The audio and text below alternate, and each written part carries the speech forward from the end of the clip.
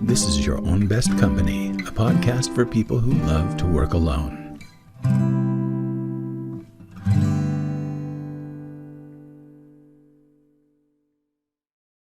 Hello, everybody. I'm Franklin Taggart, and this is Your Own Best Company, a podcast for people who love working alone. I am one of you, and this podcast is for us.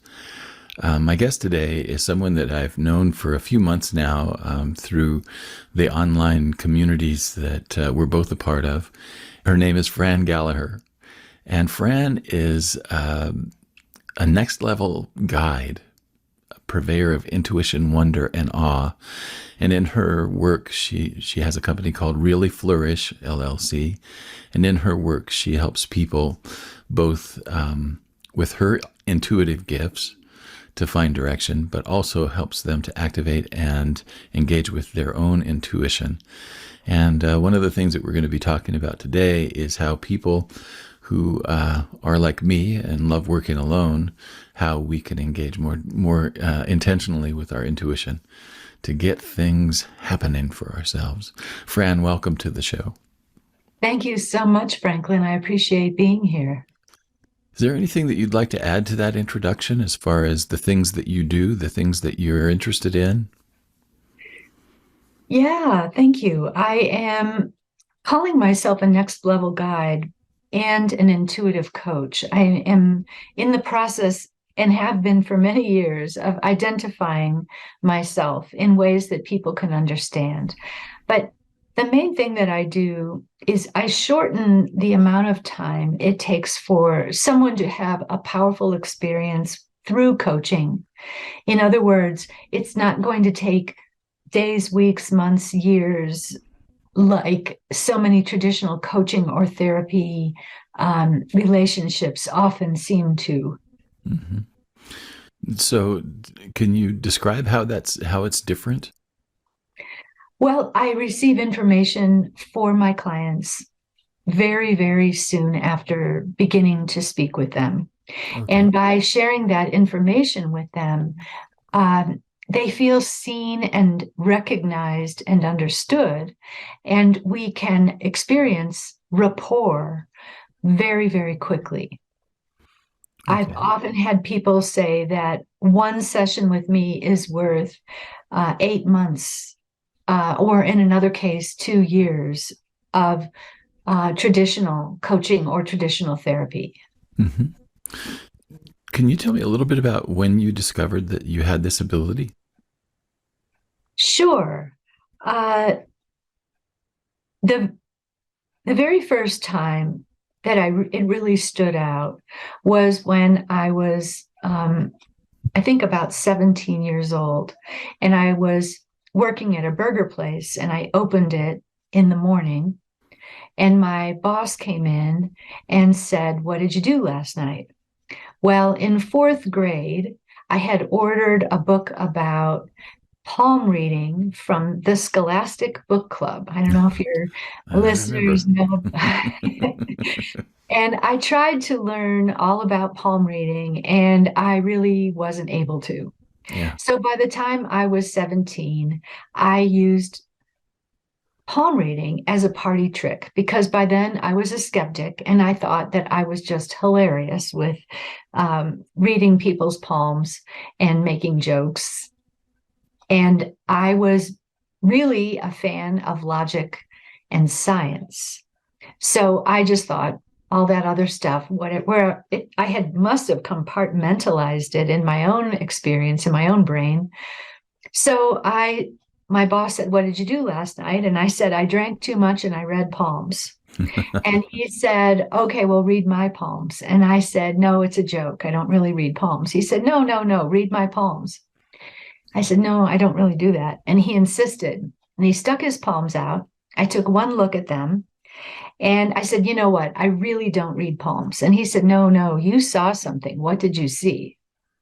And I said, "I saw cameras on a workbench. Who would keep cameras on a workbench?"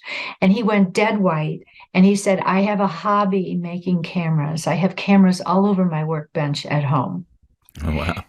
And that was the first time I really saw something and brought it through without distorting it and gave it to the client. In this case, he really wasn't a client, but it resonated for him. The second major time was when I met a man in college, and I said, I can read your palms. We were walking on the campus and we were in the quad. And so we stopped and I read his palms and I said, you will have one child who will change your life. You may have other children, but this one child is going to change your life. Well, I didn't know that I was going to become pregnant with that one child. And it did entirely change his life, and it also entirely changed mine. Wow.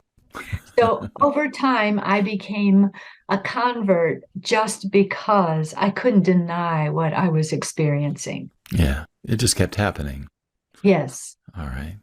And in that time, for many years, you did other things for work besides that. But can you talk a little bit about how it is that you ended up moving into an area where you could use that gift as a part of your work? Oh, what a great way to phrase that, Franklin. So I generally don't tell people this part of the story, but I'm going to tell you and your listeners this part of the story. So, as I said, I was a skeptic. And I saw Shirley MacLaine out on a limb, and the part where she has this guest appearance of a guy who was a channel. And I thought, what kind of crap is that? And I just thought he was overacting and fake. And it just was silly to me. And at the time, I was kind of lonely because my husband had talked me into moving from St. Louis to Denver, Colorado. I knew no one. And I lived to go to a nearby area's library, Bemis Public Library in Littleton. And they had these shelves of new nonfiction and fiction books, and I read everything. I always read everything when I was younger. And one day on the nonfiction shelf for new arrivals, there was a book called Opening to Channel. Well, I was totally shocked. How could a library be spending money on crap like that? So I got the book and I took it home, and I spent a few weeks trying to learn and follow the exercises and learn to channel. If this does not make sense for someone who claimed to have been a skeptic, I agree with you and your listeners. But so after many hours of trying, the best I could do was produce the letter M sound. I'm not making this up. And when I was done practicing, I would be sitting cross-legged on the floor with my back against the couch, and I would simply lean over and fall asleep. I was so exhausted from trying. Oh, wow. Yeah. And so I was working off and on as a contract technical writer, and I got a contract for doing quality control on software. And it was software that would allow people in Puerto Rico to order to-go food from Kentucky Fried Chicken of Puerto Rico. And by the way, I would break the software if I ordered a large drink and a large order of fries. So I did that contract for 4 months and it ended. And I came home and I picked up the book and I tried again. And it was as if I had been practicing for 4 months. I was suddenly able to channel. Yeah. So I started leading meditations for a small group of friends. And within about a week, one of them came to me and said, I have some friends, they're really having a tough time in their business, in their lives. Would you channel for them? My guide was named Artemis. And so I went to their home, and rather than bring through information about their business, my guide, Artemis, told them to stay with the company they had contracted with to get a baby, an adoption agency, and to stay with that company, that they would get a baby within the term that their contract was for. Well, their contract turned out to be for 6 months. And literally on the last day of the contract, they were notified that there was a baby for them. Oh, wow. So they were over the moon. And this was in Highlands Ranch a long time ago. They told people, and I became the flavor of the month. Uh-huh. People would come to see me. And I had a mentor who was a psychic. Her name was Mame.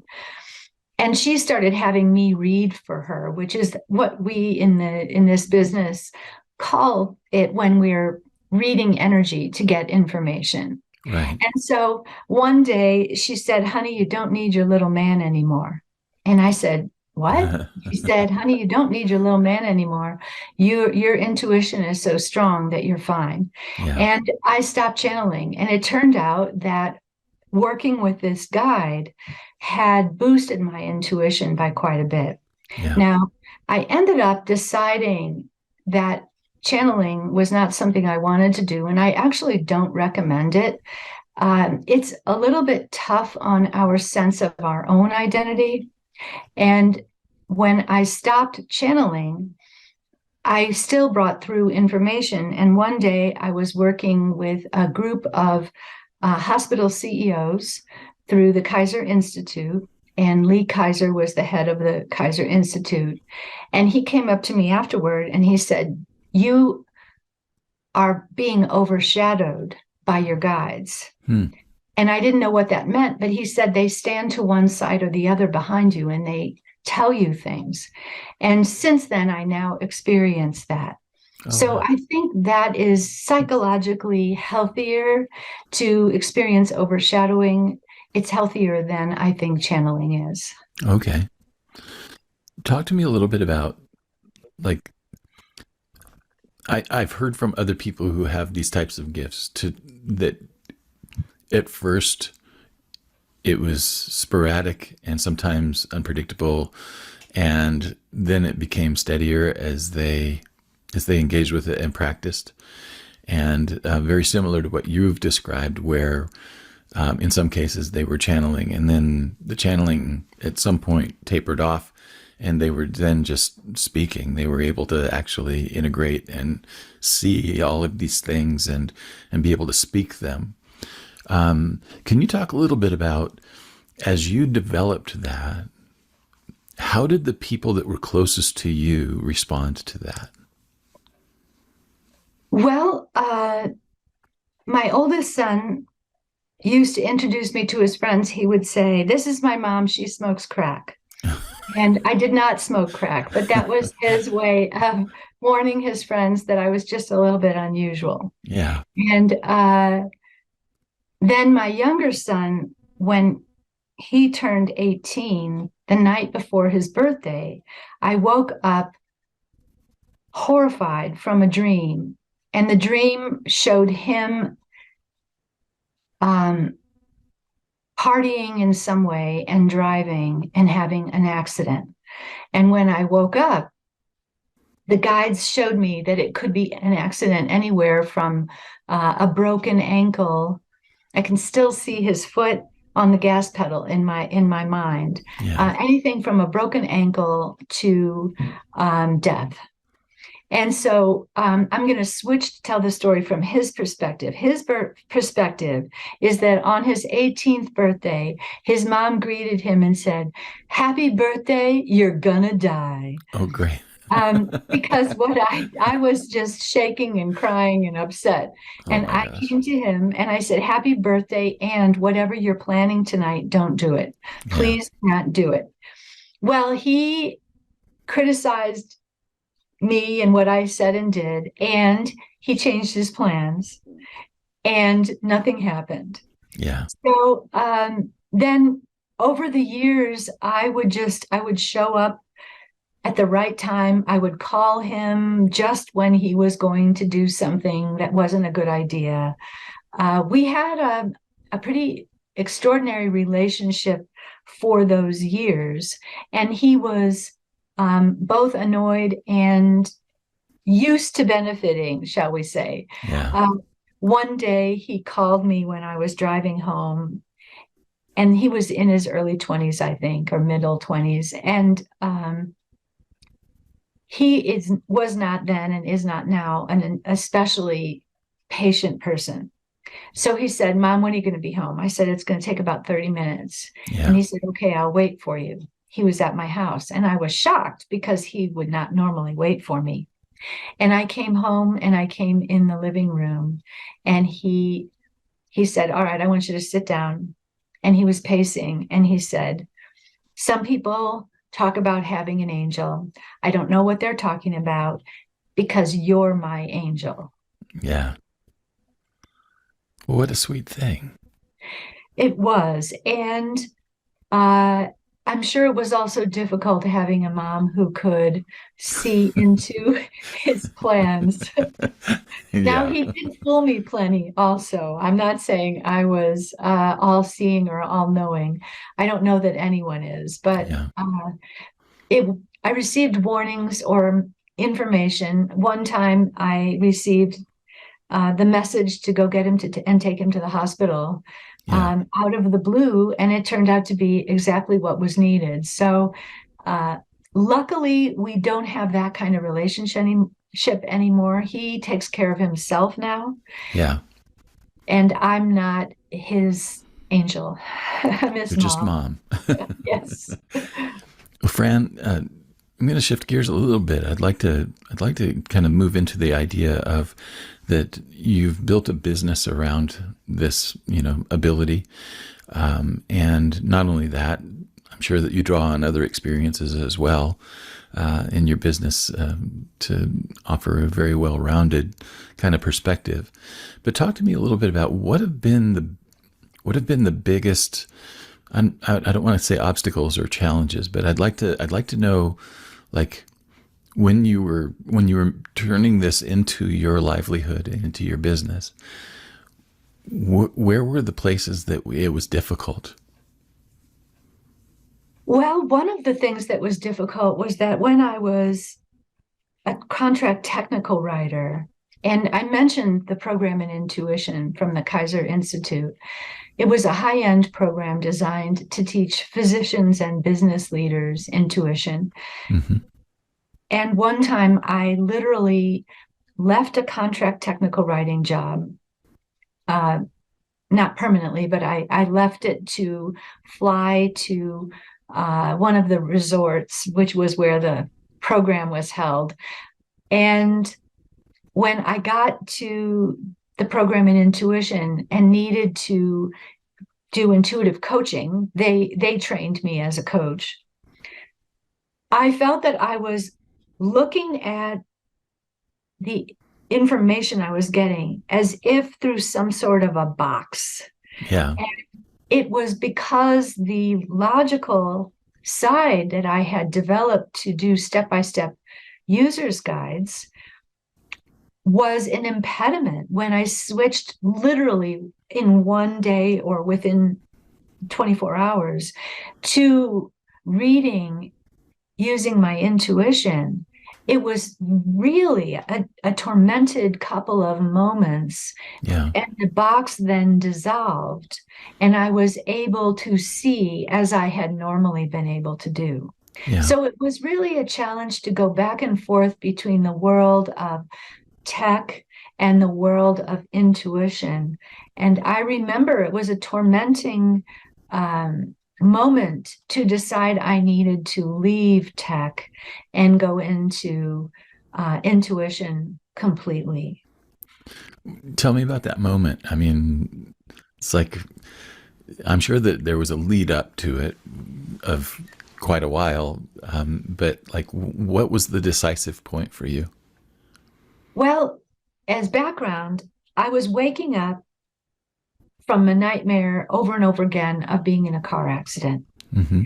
And I associated that with the commute I had to various tech writing jobs. Now, I have to admit, I stopped doing tech writing, went into being an intuitive coach and went back and forth several times. I quit my tech writing business, I think 2 times, and returned to it, or 3 times. I don't know. Yeah. But I was race walking. I know people think that's hilarious, but that's what I used to do for exercise. I was race walking along the green belt, along a path in the green belt in Highlands Ranch. And at the time, I was not, I didn't pick up rocks all the time like I ended up becoming that person. But I was going along and race walking, so at a little bit of a clip. And I was just tormented, wondering, do I quit my job? Do I start this other thing? What do I do? And I happened to look over, and about 6 feet off the path, among a lot of other rocks, was a rock. I just made a beeline to it. I picked it up, and on the bottom was a heart, perfectly drawn in, because it had been in a pool of water, and the minerals had left this, what one might have been a ring, except it was a heart. Yeah. And I took that as a sign.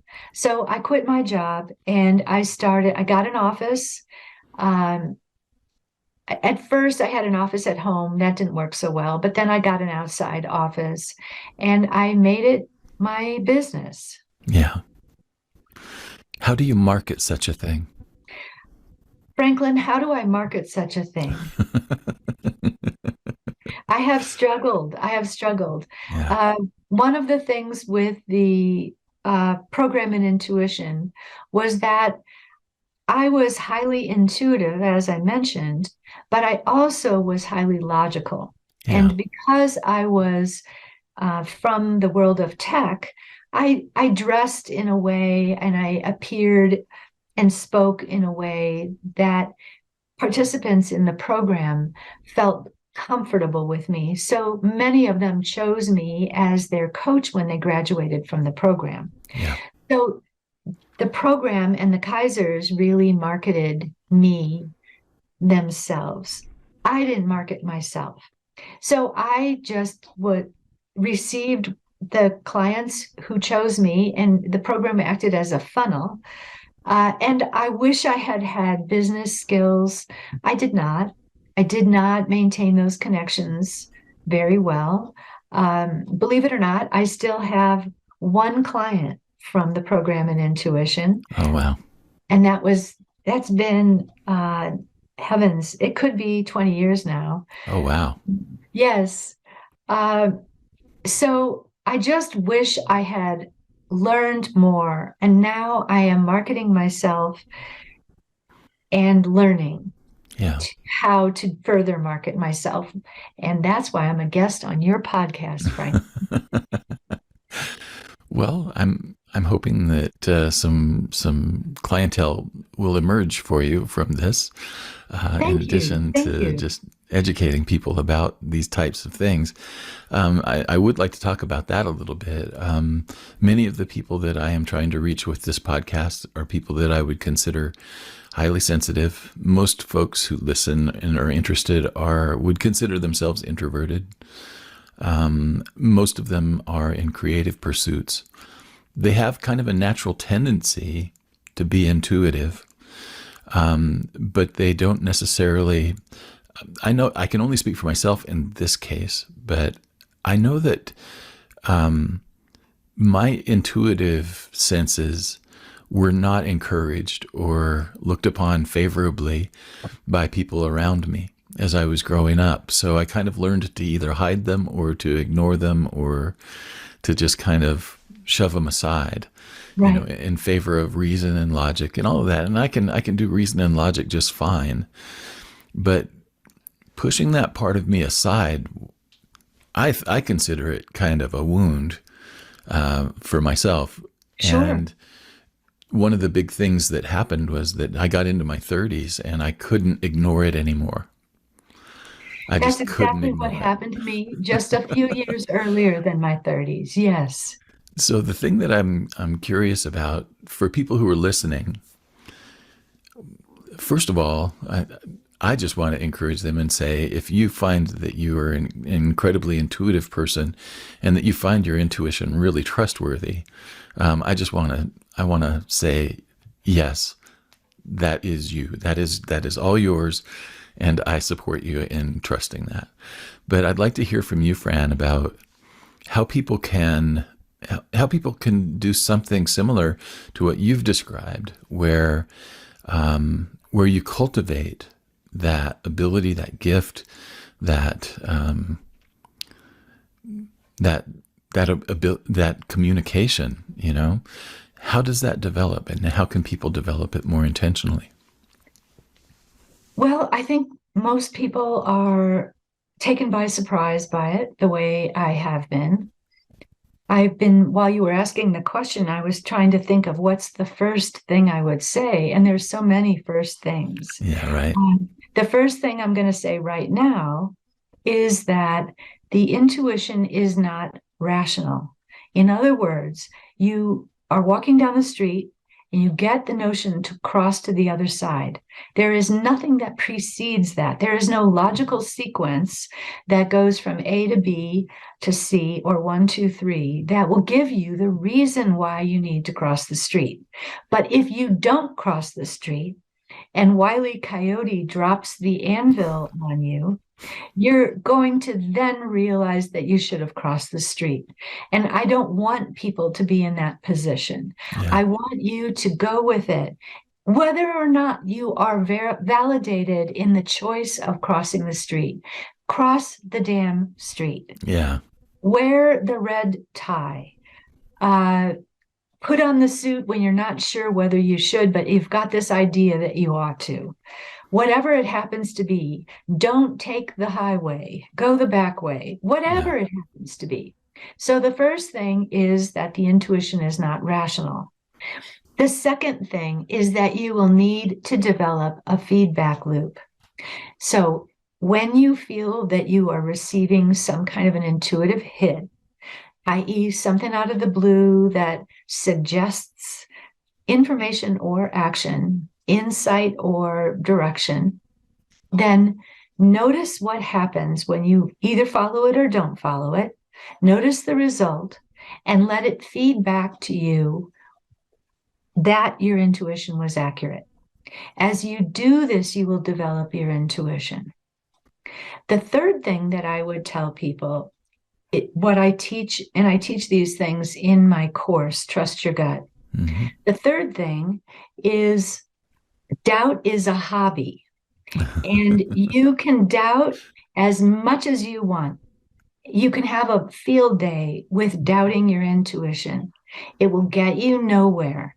We have to just know that the superego, the critical voice or the judge within that Freud identified and named as the superego, the inner critic is going to have a ball when you first start listening to your intuition or seeing things, feeling things, sensing things, knowing things, and you can doubt if you like, but it won't do you one bit of good, and it isn't going to improve your intuition. So sometimes I will receive an intuitive hit 2 times. Generally, if I'm not listening, I'm not going to get it a 3rd time. Yeah. My story around that was that I have rheumatoid arthritis, and I basically have hardly any symptoms because I am careful with my diet, and I've discovered the diet that can allow me to be symptom-free, more or less. Yeah. But when it started, it was just the occasional swollen joint, painful, red, and I learned to call it a flare-up. But it was years before I identified it. But this one time I was going on a trip to the mountains to take a class on hypnotherapy / guided visualization. And it was winter and icy, and I was packing, and I was getting my supplements, and there was a bottle of ibuprofen in the cabinet, and it was not close to the edge. Oh, wow. But suddenly it fell out of the cabinet, and I was startled, and then I thought, I don't need this. And I put it back, and I put it back far enough, but it fell out of the cabinet again. And so I thought again, maybe it means I need it, but I decided that I didn't need it. And boy, did I regret it. Yeah. So again, the feedback loop. And it was just difficult because I had to walk through the ice and snow to some sort of convenience store to buy ibuprofen because I didn't have any, because I didn't bring the bottle. Yeah. So not following your intuition can be just as instructive as following it. It sounds like to me that for your experience, that clairvoyance may be a part of it. Uh-huh. Would that be accurate? So you actually see things happening in your imaginal area or whatever you would say. And for some people, it may come in another sense. Exactly. So Jean Houston was the protege of Joseph Campbell Mhm. and the heir apparent to the anthropologist Margaret Mead. And Jean Houston, I went to one of her spiritual weekend retreats, and she said all the great minds of the 20th century had one or more of the inner senses. Yeah. So Aldous Huxley, in the book The Doors of Perception, talks about developing these inner senses.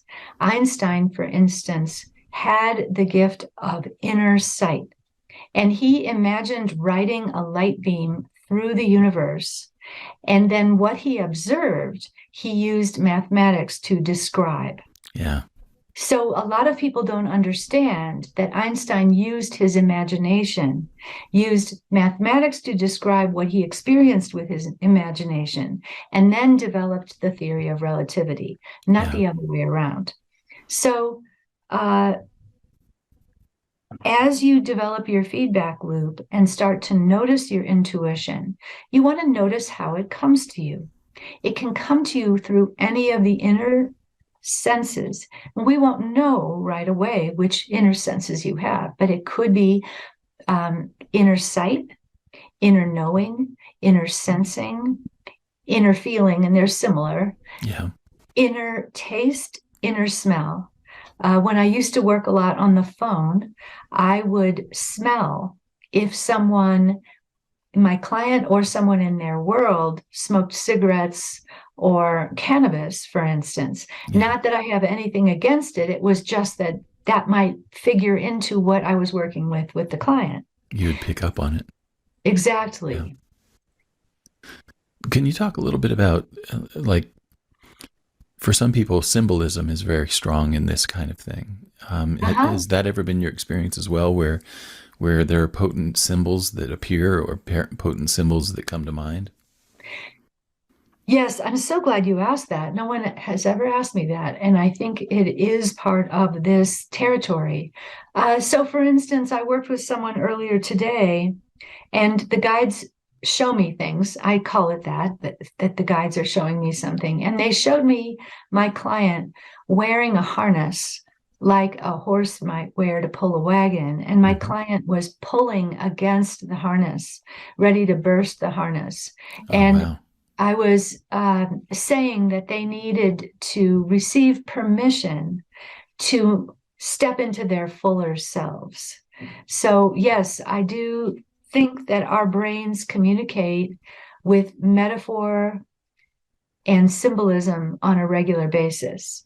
Sometimes it will be confusing. I remember long ago, a young man, he had a friendship, and I told him, you will end this friendship over a small thing. And I kept saying, I get stuck sometimes. I kept saying a small thing.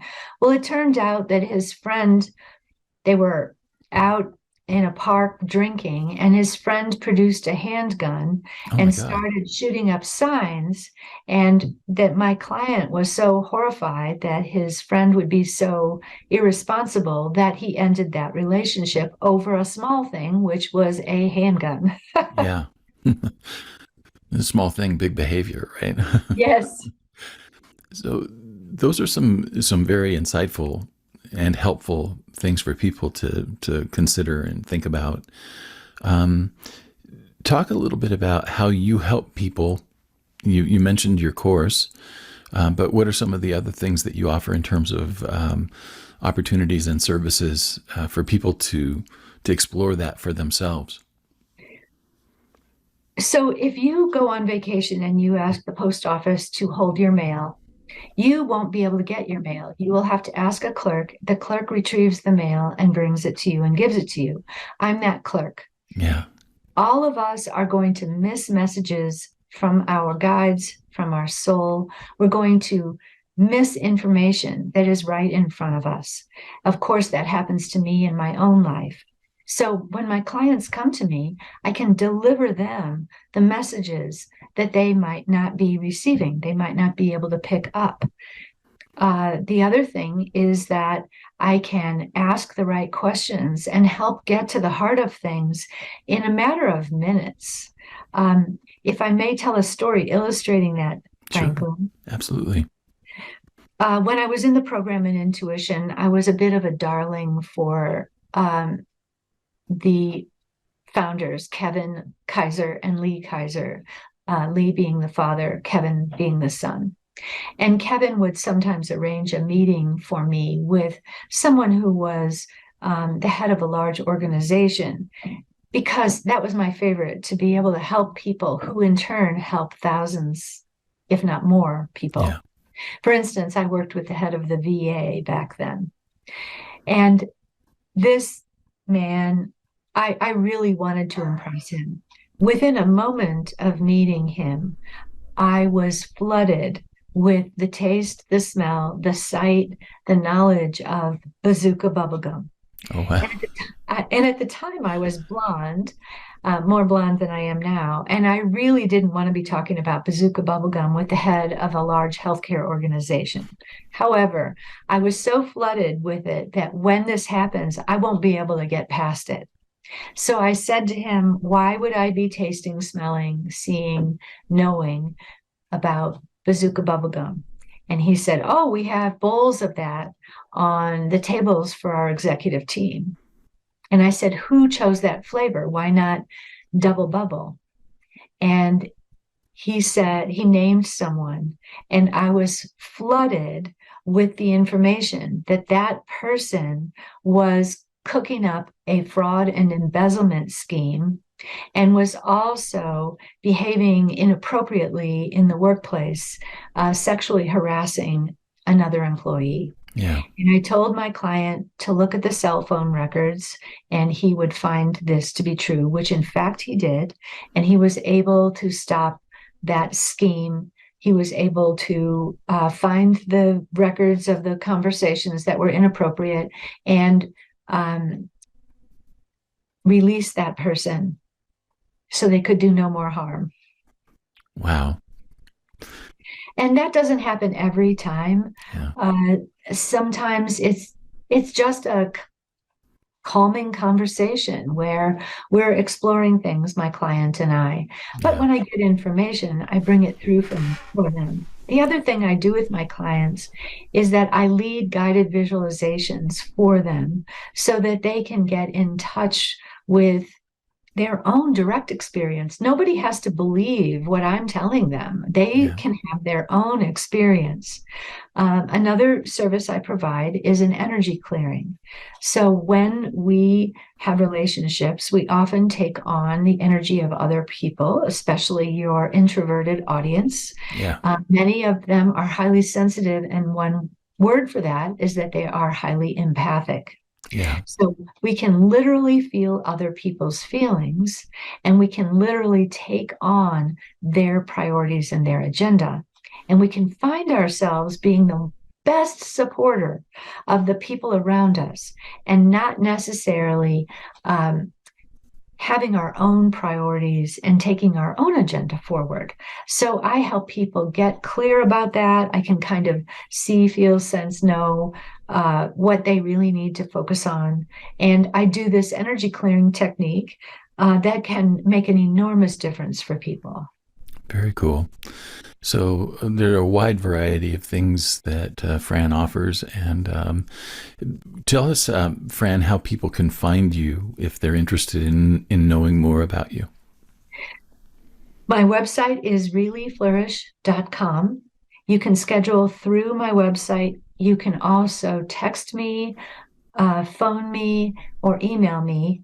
I do prefer texting for my quickest response. Yeah. And if you phone me and leave a voicemail, I would prefer that you also leave a text with your contact information, because nowadays with cell phones, it can be, my number is 72597, nothing else. And you're So not that psychic. I'm not. No, I'm not. Thank you.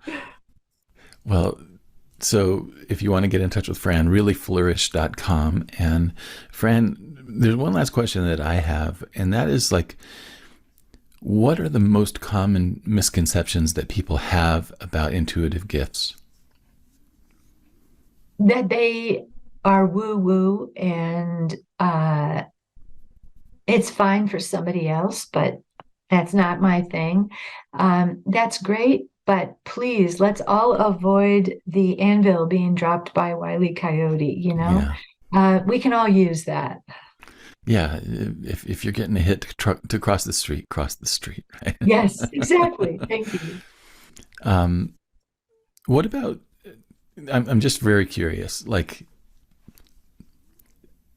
have there been times when people have wanted you to help them and for whatever reason the information wasn't coming through?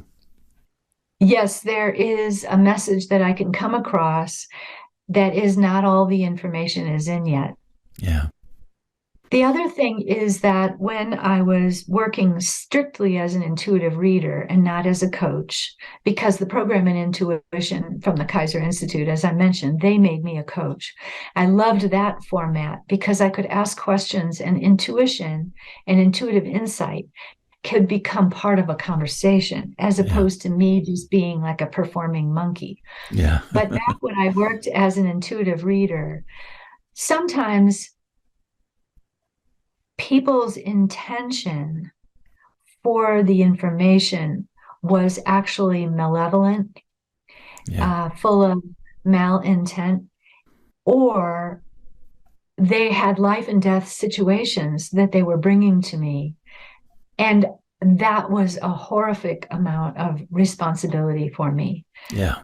And I would have to stop working with that person because I could not be um, the sole source of information. It has Yeah. to be, the intuition provides insight into the current situation or past or future, whatever it might be, but it is not the only picture. Yeah. What other pictures should people consider? Logic, Yeah. logic, and what is feasible. Sometimes I might see something and suggest something, and the person may not be able to act on it. It's We're just all not stuck with possible. that. Yeah. Yeah. The other thing that I'm curious about, Fran, do you ever run across people who expect you to know everything about them? Yes. It's not common now. Yeah. It used to be more common if I did a party where I was the intuitive reader at the party, and there was one more person who everybody was telling them to get a reading, Yeah. and they walked into the bedroom I was in to give readings with their arms across their chest. They leaned far back in the chair, and they were like daring me, and so I heard them yell, "What's all this crap on this dining room table?" and told them that. And the person turned dead white and said that in their family, everybody put their papers and their clean laundry on the dining room table with the intention of folding the laundry and putting it away or taking the papers. And they were forever yelling that. Yeah. So they were convinced they didn't need to dare me anymore. Yeah. And that's what I used to do. If somebody really doesn't want, they don't believe it, or they're not interested, they don't need to come see me. Yeah. Yeah. That's for sure. Well, Fran Gallaher, this has been a fun conversation, and I've enjoyed getting to know you a little bit better and hearing about all of your adventures. Again, I'd like to remind people that if you'd like to get in touch with Fran, go to reallyflourish.com and follow all the instructions there as far as contacting is concerned. Fran, is there anything that you'd like to say in closing? Sure. I would like everyone listening to this to begin to notice how they experience what they experience in their inner world.